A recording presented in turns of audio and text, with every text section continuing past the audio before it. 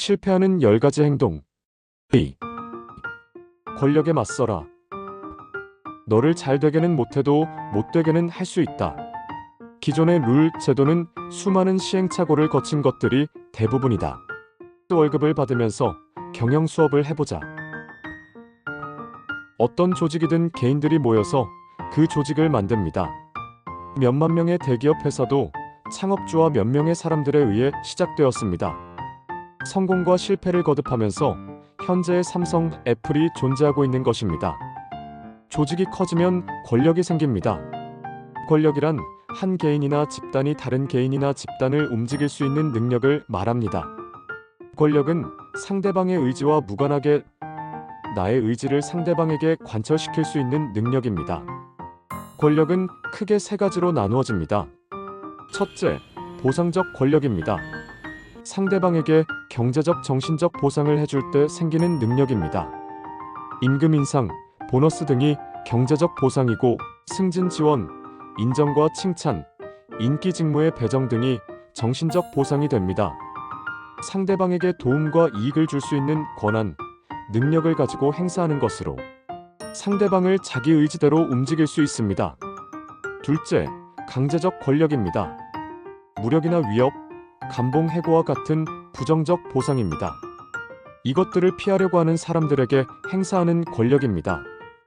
꼰대 상사는 예나 지금이나 존재합니다. 내가 너를 잘 나가게 하기는 힘들어도 너를 못 나가게 하는 것은 언제든지 가능하다 하고 이야기하는 상사들이 있습니다. 부하 직원을 미래의 경영자나 훌륭한 직장인으로 키우는 것은 쉽지 않습니다. 모범도 보이고 코칭도 해야 하고 주변에 좋은 직원이라고 알려야 하는데 만만치 않은 일입니다. 그런데 그 직원을 나쁜 직원으로 만드는 것은 상사가 마음만 먹으면 쉬운 일입니다. 인사고과를 나쁘게 주고 주위의 평판을 형편없게 이야기합니다. 부서에서도 칭찬보다 질책을 많이 하면 됩니다. 혹시 꼰대 상사를 만나게 되면 최소한 그 상사의 눈과 평가에서 하위 직원으로 찍히지 않도록 주의하고 조심하는 것이 좋습니다. 셋째, 합법적 권력입니다. 서로의 약속에 따라 일정한 권력을 주도록 했을 때 약속된 법과 제도에 의해 권력을 가지는 것을 말합니다. 이러한 합법적 권력을 권한이라고 부릅니다. 회사의 조직도 상단에 위치할수록 합법적 권한이 큽니다. 국회의원, 대통령 선거에서 선거에 의해 표로 권력을 주는 것은 국민입니다. 그렇지만 부여된 기간 동안 권력을 행사하는 것은 국회의원과 대통령입니다. 우리가 생각하는 것보다 훨씬 많은 권한을 가지고 권력을 행사하고 있습니다.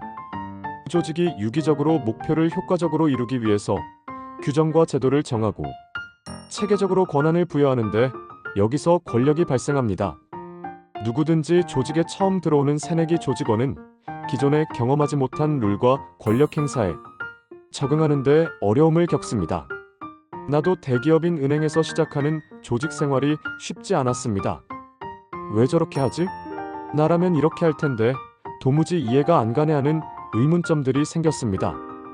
내가 생각하는 문제점을 숙고하는 시간 없이 직장 선배나 상사에게 바로 전달하면서 트러블이 발생하는 것이 반복되곤 하였습니다.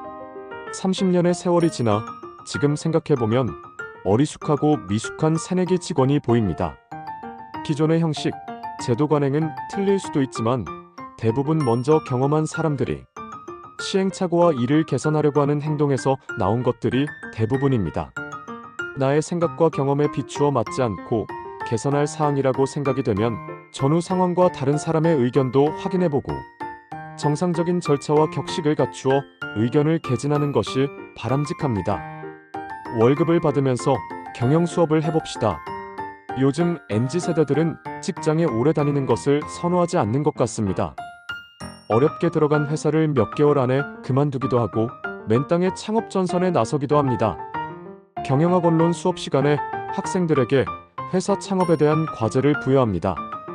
회사를 운영할 자본도 없고 경험도 없이 창업을 하는 것은 매우 위험한 일입니다.